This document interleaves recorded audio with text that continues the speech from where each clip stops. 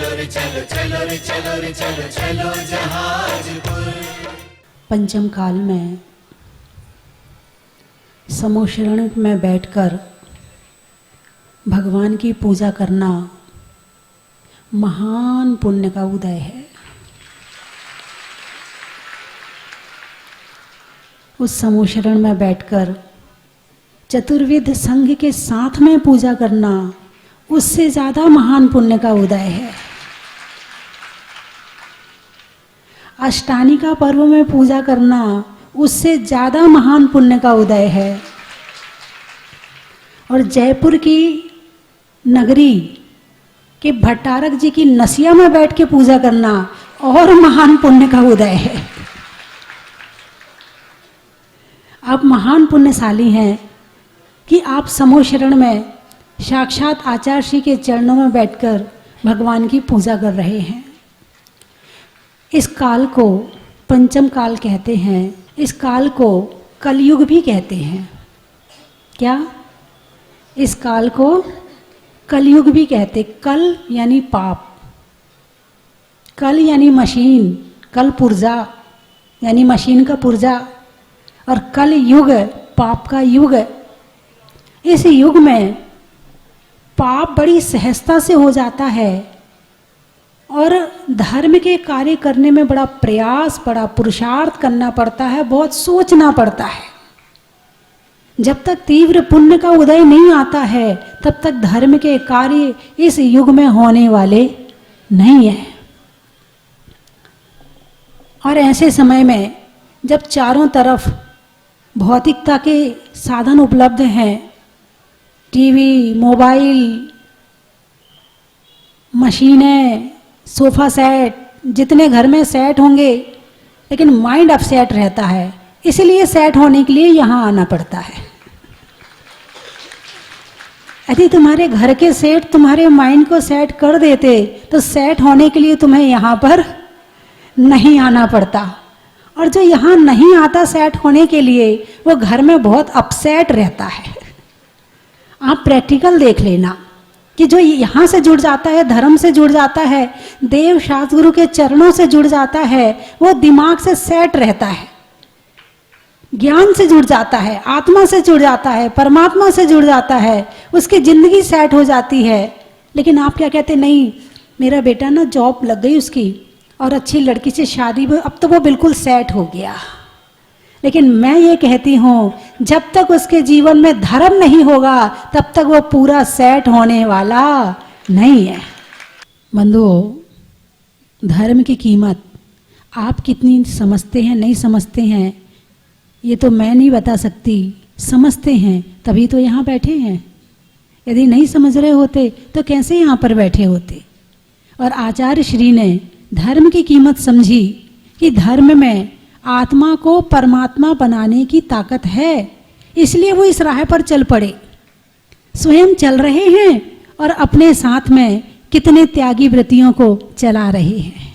यदि हम किसी से कहते हैं बिहार में आना या पूजा में बैठना, तो लोग क्या कहते? हमारी तो गारंटी है, हमें घर में किसी और की गारंटी नहीं है, हम अपनी तो गारंटी दे सकते, हम आ जाएंगे, बाकी हम अपने घर वालों की गारंटी नहीं दे सकते। यानी जिस परिवार में तुम रहते हो उस परिवार को ही धर्म नहीं करा पाते हो। और आचार्य श्री स्वयं तो धर्म कर ही रहे हैं, उसके साथ कितने जीवों को धर्म करा रहे हैं। 4 महीने से जिन धर्म की प्रभावना भट्टारक जी की नसिया में बहुत अच्छी तरह से चल रही है, और आचार्य श्री का आशीर्वाद, आचार्य श्री का वात्सल्य मेरे पास हर 8 दिन में एक बार तो पहुंच ही जाता था। आचार्य श्री ने ये किताब दी है, आचार्य श्री ने ये शास्त्र दिया है, आचार्य श्री ने आशीर्वाद कहा है। मैंने कहा बहुत बढ़िया। फिर मैंने विचार बनाया कि मैं आचार्य श्री के दर्शन करने जाऊं। आचार्य श्री का तो वात्सल्य इतना था कि जब मैं यहाँ जयपुर में थी तब रास्ते से मैं जब आचार्य श्री बिहार कर रहे थे तब मेरे पास समाचार आए कि माताजी से कहना चतुर्मास हमारे साथ करेंगी। लेकिन चतुर्मास फाइनल हो चुका था, इसीलिए फिर चतुर्मास के लिए पदमपुरा में चली गई और टाइम से वहाँ पहुँचना था, उस समय मेरा आना नहीं हो पाया। फिर अभी जब मुझे बिहार करना था महावीर जी की तरफ, तो मुरैना जाना है ज्ञान तीर्थ पंचकल्याणक में। तो मैंने सोचा कि मैं भट्टारक जी की नसी आचार्य जी के दर्शन करते हुए जाऊं। फिर मैंने चर्चा की, चर्चा करने के बाद मैंने पूछा कि भाई कितने किलोमीटर कहाँ से पड़ेगा। बोले आप यदि यहाँ से भट्टारक जी की नसिया होके जाओगी तो 40 किलोमीटर ज़्यादा पड़ेगा। फिर मेरा विचार बदल गया, ठीक है फिर तो मैं वहीं वो जो लाल सॉट का रास्ता है ना वहाँ से निकल जाऊंगी 40 किलोमीटर, जब फिर आचार्य जी से फिर कभी मिल लूँगी, अभी तो मैं चली जाऊंगी। लेकिन अभी 5-7 दिन पहले हमारे शांतिलाल जी जो सौधर्मेंद्र बने हैं इस विधान के, और ममता जी सौगानी, राजीव जी गाजियाबाद, श्रीमती सीमा जैन और एक भाई और थे, ऐसे 5 जने मेरे पास पहुँचे। बोले आचार्य जी ने कहा है कि आपको यहाँ से होके जाना है। मैंने कहा बस अब तो टाल ही नहीं सकती, अब तो आदेश आ गया है, अब तो टाल ही नहीं सकती, अब तो जाना ही होगा। अब चाहे 40 ज़्यादा पड़े या 80 ज़्यादा पड़े। नहीं तो जयपुर आने का विचार बिल्कुल भी नहीं था। जयपुर पहले यहाँ विधान हुआ था, आप लोगों को याद है? अरे बोलिए ना। जयपुर वाले बड़े पुण्यवान हैं। हर अष्टानिका में कोई ना कोई साधु आता है और आपको विधान में बिठा देता है। होली की अष्टानिका में विधान हुआ था, अपना श्रीचक्र विधान हुआ था, और इस अष्टानिका में कल्पद्रुम विधान हो रहा है। बंधुओं बड़ा अच्छा लगा, बड़ी खुशी मिली आचार्य जी के दर्शन करके। आचार्य शशांक सागर जी चातुर्मास में, मैं पदमपुरा थी और वहाँ से 14 किलोमीटर आचार्य जी वहाँ चाक्षु में विराजमान थे। वहाँ से भी आशीर्वाद आता रहता था। बड़ा आनंद आता था कि चारों तरफ से जो चतुर्मास हो रहे हैं, बड़े आनंदमयी चतुर्मास हो रहे हैं और बहुत अच्छा लग रहा था। पदमपुरा में रही, मुझे पदमपुरा में भी बहुत अच्छा लगा। और पहले जब जयपुर आई तो जयपुर में जिन लोगों को मैं जानती नहीं थी उनको भी जानने लगी। बहुत से लोग थे, पहले जानती तो काफ़ी को थी क्योंकि जहाजपुर में सभी आते थे, लेकिन कुछ को कम जानती थी, ज़्यादा तो बहुत कम को जानती थी। और यहाँ आकर सबको अच्छी तरह से जान लिया मैंने कि यहाँ पर कितनी प्रभावना, जयपुर में इतनी प्रभावना क्यों है। जब ऐसे लोग यहाँ रहते हैं तो प्रभावना क्यों ना हो। आगे बढ़ के झंडा उठा के आगे चलते हैं। शांतिलाल जी, राजीव जी, चेतन जी हैं, रमेश जी, माणक जी और जीतू जी, दीपक बिलाला, दीपक बोहरा, ज्ञानचंद जी, हेमंत जी सौगानी और महावीर जी के अध्यक्ष सुधांशु जी कासलीवाल, मंत्री महेंद्र जी पाटनी, वो तो बहुत दिनों से जुड़े हैं। जब से जहाजपुर में करीब वो 8-10 बार आ चुके हैं और तब से जुड़े हुए हैं महेंद्र जी पाटनी। और भी बड़ी बड़ी पर्सनालिटी है यहाँ पर। विनोद जी कोटखावला, आज उनका जन्मदिन भी है। तो हाँ, बहुत से लोग ऐसे हैं जो आगे बढ़ के झंडा उठाते हैं और आगे बढ़ के हिम्मत करके और सबको अपने साथ लेकर के जिन धर्म की प्रभावना करते हैं। सुना था कि जयपुर में अच्छी प्रभावना है, लेकिन आकर देखा तो पता चला अच्छी नहीं, बहुत अच्छी प्रभावना है। एक आवाज लगाओ, हजारों लोग इकट्ठे हो जाते हैं। इतनी अच्छी प्रभावना है जयपुर में। और दोबारा आई मैं, अब ये पता नहीं, मुझे जाना तो फरवरी के महीने में यहाँ से बिहार करना था, मगर क्या इनका पुण्य है और क्या खिंचाव है जयपुर वालों का। तो एक चातुर्मास तो पहले जयपुर में हो गया मेरा। फरवरी, मार्च, अप्रैल, मई, जून, 5 माह हो गए क्या कि 4 माह हुए? एक चतुर्मास पहले हो गया, मैं चतुर्मास करके गई, फिर एक चतुर्मास आचार्य श्री का हो गया। आपका तो बड़ा पुण्य है। जहाँ जिस धरती का पुण्य होता है संत वहाँ जाते हैं। जहाँ के लोगों का पुण्य होता है वहाँ संत जाते हैं। और आपका पुण्य है कि आचार्य श्री का चतुर्मास इस भट्टारक जी की नसिया में हुआ।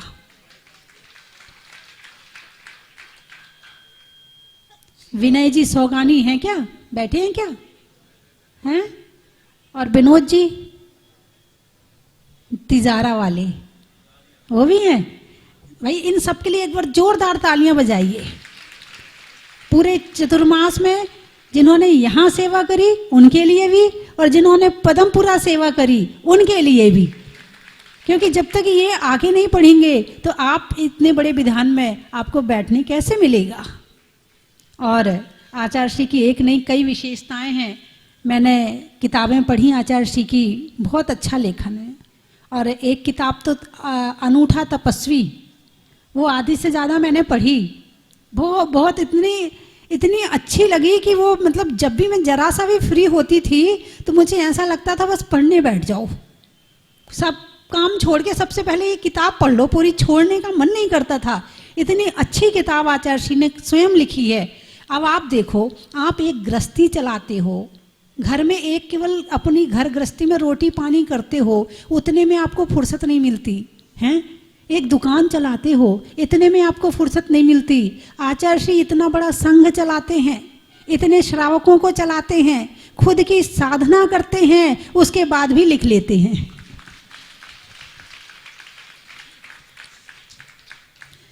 करने वाले के अंदर भावना होनी चाहिए। भावना हो तो सब काम करने के बाद भी जो करना है वो कर सकते हैं। बहाने बनाना तो छोड़ दो कि मेरा ऐसा हो रहा है इसलिए हम पूजा नहीं करते, हमारा ऐसा हो रहा है इसलिए हम मंदिर नहीं जाते। ये बहाने बनाना तो बिल्कुल छोड़ दो। ये कहो, सच कहो कि मेरा प्रेम अभी परमात्मा से पूर्ण रूप से नहीं हुआ है इसलिए नहीं करता हूं मैं। बहाने बनाकर हम दूसरों को नहीं, खुद को धोखा देते हैं। और सबसे अच्छी बात, यदि आपके घर में बड़े बूढ़े होते हैं, आपको कितना गुस्सा आता बड़े बूढ़ों पर। उनके खाने पर गुस्सा आता है, उनके बैठने पर गुस्सा आता है, उनके बोलने पर गुस्सा आता है।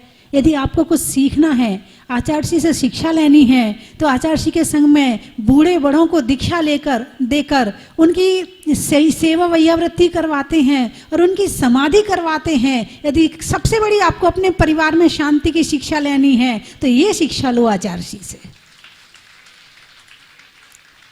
कि अपने घर में बड़े बूढ़ों को खूब अच्छे से रखेंगे, खूब सेवा करेंगे और अंत में समाधि करवाएंगे। यदि आपने सीखा हो कुछ 4 महीने में, तो कम से कम ज़्यादा कुछ नहीं तो इतना जरूर सीख लेना कि कैसे वात्सल्य से परिवार चलाया जाता है, कैसे संघ चलाया जाता है, कैसे समाज चलाई जाती है वात्सल्य के माध्यम से। हम तो ये कहते हैं, या तो तुम 100 किताबें लिखो, क्या, अरे बोलिए ना, या तो अपने जीवन में 100 किताबें लिखो जो आचार्य श्री ने किया है, या जीवन जी ऐसा जियो कि तुम पर 100 किताबें लिखी जाएं। बोलिए किस में तैयार हो आप? हैं? जीवन ऐसा जियोगे या किताब लिखोगे? क्या करोगे? कि दोनों ही नहीं होगा तुमसे? हाँ, जीवन इतना अच्छा बनाओ, इतना अच्छा बनाओ।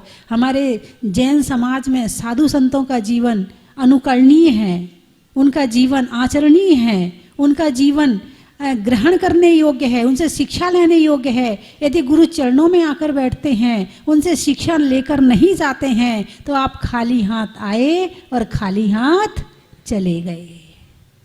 समय बहुत हो रहा है, मुझे बोलना थोड़ी था, मैं तो सुनने के लिए आई थी, लेकिन आचार्य जी का इशारा था कि नहीं नहीं बोलना है, तो मैंने कहा आचार्य जी के चरणों में कुछ श्रद्धा सुमन अर्पित करूं, इसलिए मैंने थोड़ा सा बोला है। आप देखो, मतलब एक एक सेकंड, एक एक क्षण का यूज कैसे किया जाता है, एक एक मिनट का यूज कैसे किया जाता है, कि अभी भी पढ़ाई चल रही, प्रवचन भी चल रहा यहाँ और वहाँ पढ़ाई भी चल रही है। और आप लोगों ने बहुत अच्छी तरह से आचार्य जी का चतुर्मास करवाया, बड़ी प्रसन्नता की बात है। और संघ की माता जी भी सब बहुत अच्छी लगी मुझे, बहुत सुंदर सुंदर, बड़ी छोटी छोटी माता जी हैं, बड़ी बड़ी बड़ी माता जी हैं और छोटी छोटी माता जी, 2 तरह की माता जी हैं। या तो बड़ी बड़ी माता जी हैं या छोटी छोटी माता जी हैं, बीच वाली कम है। आप तो बीच वाले हो गए ना? अच्छा, मैं बीच वाली आ गई। हाँ ठीक है, बिल्कुल ठीक है। मैं 3 चीजें बोलूंगी, आपको कहना बड़ा ही महत्व है। स्वभाव में नर्म का, भोजन में गर्म का और जीवन में धर्म का, खेत में धान का, शादी में पान का और होने वाले कल्पद्रुम विधान का, गणित में करण का, गणित में करण का, प्रभु की शरण का, और बनने वाले विधान के में समव शरण का, नारियल में गिरी का, सामान मिलने में फ्री का। देखो कितने खुश हो गए। मतलब मैंने फ्री बस कहा, यदि कहीं फ्री में कुछ मिल रहा हो तो भाई देखो, हम देवरानी जिठानी अलग अलग हैं, हमारा अलग अलग दो, हम एक नहीं है। अच्छा, और जब तुम्हारे यहाँ कोई चंदा लेने जाए तब हमारे यहाँ एक जगह से जाता, हम अलग अलग नहीं देते हैं। इसीलिए महत्व बनाया नारियल में गिरी का, सामान मिलने में फ्री का, और समो शरण में बैठे द्वय आचार्य श्री का, नदी में नाव का, शरीर में पांव का, और विधान में और यहाँ बैठे हुए समो शरण में बैठे वालों में अच्छे अच्छे भाव का। नहीं होने में शल्य का, नहीं होने में शल्य का, होने में निशल्य का, और आचार्य श्री के वात्सल्य का। बोलिए 24वें भगवान की। आत्मार्थी सज्जनों,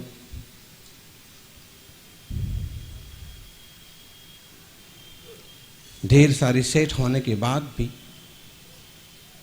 माइंड अपसेट हो तो जिंदगी बर्बाद हो जाती है, और कोई भी सेट ना हो लेकिन माइंड सेट हो तो जिंदगी आबाद हो जाती है। गुरु चरणों में आने से सबसे पहले माइंड सेट होता है, और जब हम वहाँ सुनते हैं जीवन बदलता है, गंभीरता बढ़ती है, सहनशीलता बढ़ती है, विपरीत परिस्थितियों से लड़ने की ताकत पैदा होती है, समझ आती है कि जो कुछ हो रहा है सो हो रहा है, होना है, और कर्म के उदय हैं, कर्म के उदय हैं यदि तो मुझे वो भोगना पड़ेंगे। ये उपाय नहीं है कि भाग जाओ कि मर जाओ। गुरु चरणों में ताकत मिलती है। और दूसरी बात, या तो 100 किताबें लिखो या फिर ऐसा कुछ काम करो कि तुम्हारे ऊपर कोई 100 किताबें लिखे। अब माता जी ने 100 किताबें लिख दी हैं, विधान ही बहुत सारे हैं। हमको मालूम पड़ा कि कल्पद्रुम विधान भी है, और पहले हमें मालूम पड़ता ना, आज उसी के अर्घ चढ़ाए जा रहे होते।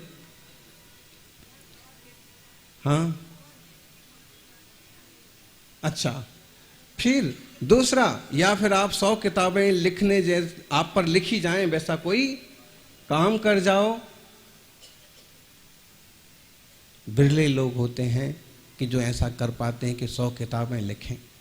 बिरले लोग होते हैं कि ऐसा कर पाएं कि उन पर 100 किताबें लिखी जाएं। लेकिन उससे भी परम दुर्लभ वो लोग होते हैं कि 100 किताबें भी लिखें और उन पर भी 100 किताबें लिखने वाले लोग पैदा हो जाएं। जहाजपुर आपके सामने है, और हम साधुओं को एक बात कहना चाहते हैं, ये इस तरह का नेतृत्व लेने की कोई सामर्थ्य रखते हैं कि अलग अलग से और एकदम नए तीर्थ अनावश्यक खड़े करने की ज़रूरत नहीं है। या तो जहाँ से जिन प्रतिमाएं निकली हैं, जो या उपेक्षित तीर्थ पड़े हैं, या फिर पुराने गांव के मंदिर हैं, या हाईवे पर आवश्यक स्थान है, तो वहाँ जिनालयों का, धर्मशालाओं का निर्माण कराया जाए। अब यहाँ ऑलरेडी पहले से एक बड़ा मंदिर है, और उसी के बाजू में किसी बात को लेके एक और बड़ा मंदिर खड़ा कर देना।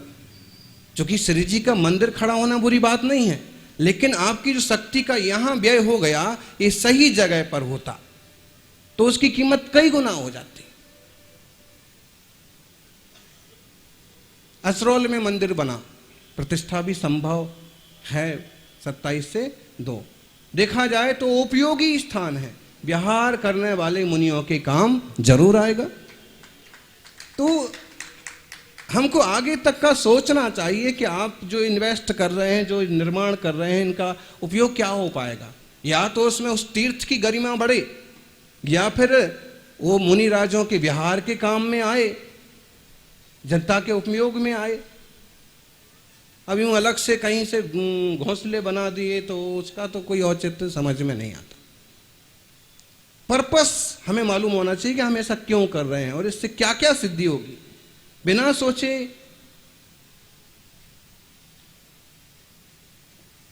तो और फिर जन जन में जागृति लाना, धर्म से जोड़ना, इस टाइप की प्रवृत्तियां बहुत मंगलकारी हैं। पंचसूना पाप की बात कर रहे थे। कौन से नायक? यज्ञ नायक ना मामा जी। पंचसूना पाप कौन कौन से हैं? चक्की, ओकली, उत्कुंभी, प्रमार्जनी और प्रमार्जनी मतलब बुहारी हो गया। फिर एक क्या बचा? अग्नि। अग्नि। ये पंचसूना पाप होते हैं। पंचसूना मतलब है कि इनमें कोई ना कोई दोष होता ही है और ये ग्रस्त को करना पड़ते हैं। कौन कौन से पंचसूना हैं? या तो कुछ तो करेंगे आप, पानी भरेंगे, पानी के बिना काम चलेगा नहीं। आग जलाएंगे, आग के बिना रोटी बनेगी नहीं। झाड़ू लगाएंगे, झाड़ू के बिना सफाई होगी नहीं। और क्या आया? घट्टी पीसेंगे। अब तो कोई घट्टी पीसता नहीं। पहले एक वो चलता था मुहावरा कि पानी भरा जाता था कुएं से, तो कौन भरे? मैं ठकुरानी तू ठकुरानी, कौन भरेगा कुएं का पानी? और अब तो सारी ठकुरानियां हो गई तो कुएं के पानी का सवाल ही खत्म। ज्ञानी, कुएं का पानी अनंत जीवों की रक्षा का संकल्प है। जो कुएं का पानी भर के छान रहा है, उसका उपयोग कर रहा है, वो हर रोज अनंत जीवों की रक्षा का पुण्य कमा रहा है। मुनि राजों के लिए आज भी कुएं के पानी की बात। अब कोई गड़बड़ करें तो उसका क्या इलाज है? वो प्रसंग आपको याद हो, विजय सेठ विजया सेठानी वाला। उसमें ऐसा हुआ कि अमुक सेठ की बहू से जो बिलछावनी वाला पानी रखा था। बिलछावनी मतलब क्या बोलेंगे आप उससे? बिलछावनी को जीवाणी, ठीक है। तो पानी छान छान के जीवाणी वाला पानी रखा था और बहू ने उस पानी को लुढ़का दिया, गिरा दिया, हिंसा कर दी। सेठ जी बहुत नाराज हुई। बहू ने कहा कि लोटे भर पानी लुढ़क गया और इतना नाराज हो रहे हैं? बहुत कंजूस आदमी है, खड़ूस हैं।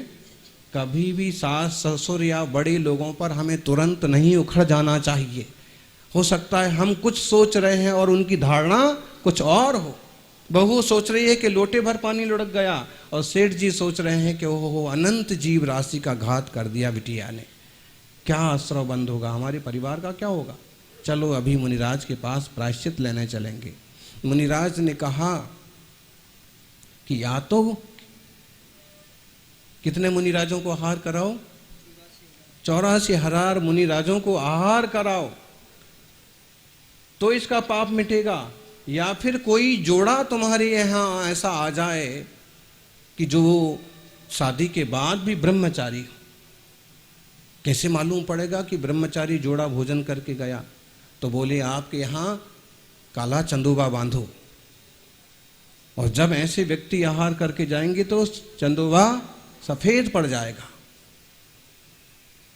विजय सेठ विजया सेठानी जो मुनिराज के चरणों में पड़े थे, आरिका माता जी से जिसने शिक्षा ली थी, उनने संकल्प ले लिया था अंत में पढ़ाई के बाद कि हम शुक्ल पक्ष का ब्रह्मचर्य पालेंगे। दूसरे ने ले लिया था कृष्ण पक्ष का पालेंगे। योग संयोग से दोनों धर्मात्माओं का विवाह हो गया और जब मालूम पड़ी बात तो दोनों ने ये संकल्प कर लिया कि अब व्रत है तो व्रत तो रहेगा ही रहेगा। मनाया भी, विजया ने मनाया भी कि देखो आप पुरुष हैं और आप दूसरा विवाह भी कर सकते हैं, समाज में ऐसा चलता है। उन्होंने कहा ना, स्त्री होकर के तू व्रत पाल सकती है 15 दिन का ब्रह्मचर्य कृष्ण पक्ष का, तो 15 दिन का शुक्ल पक्ष का ब्रह्मचर्य मैं क्यों नहीं पाल सकती? और दोनों पालेंगे तो हमेशा के लिए। जिस दिन ये बात लोगों को मालूम पड़ जाएगी कि ब्रह्मचर्य का पालन कर रहे हैं, उस दिन हम दोनों भी संयम ले लेंगे। और वहां पर हर रोज जोड़े को बुलाया जाता कि चंदोबाई के नीचे भोजन करें और देखते रोज कि काला से सफेद हुआ कि नहीं हुआ। कौन बचा है अब? बोले विजय सेठ, विजया सेठानी। उनको भी बुलाया, उनने भी सेठ जी का आग्रह स्वीकार कर लिया। उन्हें पता ही नहीं मामला क्या है। वहां से निमंत्रण मिलता है, सबको मिलता है, हमें बुलाया है, ठीक है। और जब मैंने वहां भोजन किया तो उनके उस व्रत के प्रभाव से और उनके व्रत के प्रभाव से काला चंदोबा सफेद पड़ गया।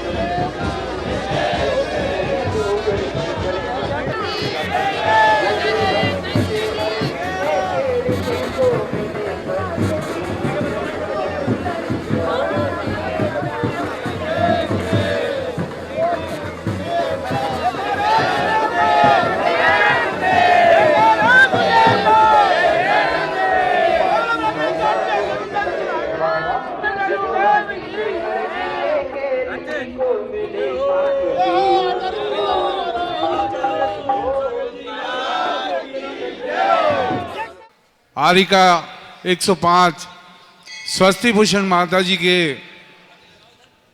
पुरुषार्थ से और कड़ी मेहनत से एक कृति समाज को प्रस्तुत की है। हम सभी भगवान मुनीश्वरनाथ के चरणों में वंदन करते हैं और यही मंगल कामना करते हैं कि पूरे विश्व में शांति हो, सभी में सौहार्दपूर्ण भावना पैदा हो, समाज में एकता हो। इसके साथ ही आरिका स्वस्ति भूषण माता जी के चरणों में भी आप यहाँ विराजमान नहीं हैं, लेकिन जहाँ भी है आपके चरणों में वंदन करते हैं, अभिनंदन करते हैं और आप इसी तरह से जैन धर्म की पताका फहराते रहें, ऐसी हम मंगल कामना करते हैं। यहाँ की व्यवस्था देख करके हमें बहुत ही अच्छी अनुभूति हुई है और इस स्थान पर बार बार आने का मन होता है। यही भगवान का अतिशय है। पुनः सभी को अभिनंदन, धन्यवाद, वंदन। तीन लोक के नाथ भगवान मुनि सुब्रतनाथ भगवान के चरणों में मेरा बारंबार वंदामी, बारंबार नमन, बारंबार नमन। हम लोगों के भाग्य में जब पुण्य का उदय आता है तो ऐसे ही अवसर प्राप्त होते हैं। यहाँ के दर्शन, भगवान का अभिषेक और शांति धारा का जो अवसर प्राप्त हुआ, इसके लिए हम लोग अत्यंत हर्षित और प्रसन्नित हैं। बहुत इच्छा थी मन में हम सभी के माता जी श्री स्वस्ति भूषण जी के दर्शन करने की, लेकिन कुछ ऐसा निमित्त लगा कि उनके दर्शन प्राप्त नहीं हुए।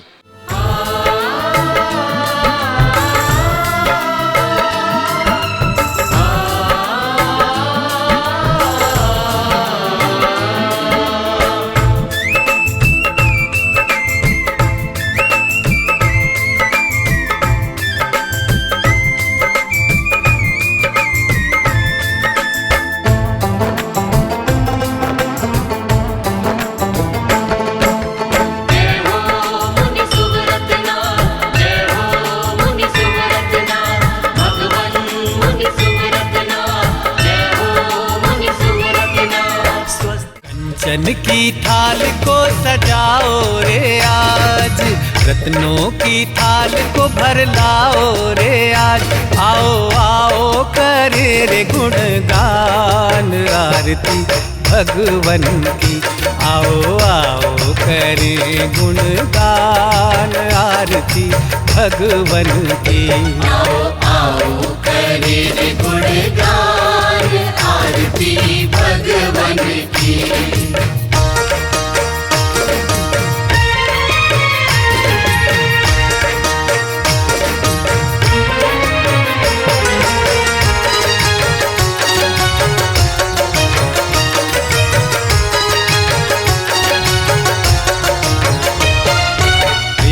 सुमित्र के राज दुलारे, माँ पद्मा जी के नैनों के तारे। पिता सुमित्र के राज दुलारे, माँ पद्मा जी के नैनों के तारे। राजगृही में जन्म लियो आप, राजगृही में जन्म लियो आप। आओ आओ मनाए खुशी आज आरती भगवन की। आओ आओ करे गुणगान आरती भगवन की। आओ आओ करे गुणगान आरती भगवन की। परम विदुषी लेखिका गणिनी आरिका रत्न श्री 105 स्वस्ति भूषण माता जी, जिन्होंने मात्र 20 वर्ष में 100 से भी अधिक किताबें लिखकर जैन समाज को अनूठा योगदान दिया है। बड़े बड़े विधान जैसे कल्पद्रुम महामंडल विधान, सिद्ध चक्र महामंडल विधान, इंद्रध्वज महामंडल विधान एवं विशेष जिनपद, पूजांजलि आदि महत्वपूर्ण साहित्य बहुत ही सरस, सरल व सुबोध शैली में लिखे हैं, जिसमें गद्य एवं पद्य साहित्य भी समाहित है। इन महान साहित्यों को पढ़कर आप भी अपने ज्ञान का विकास कर सकते हैं। साहित्य प्राप्त करने हेतु आज ही संपर्क करें। संपर्क सूत्र 7906062500 9868345768।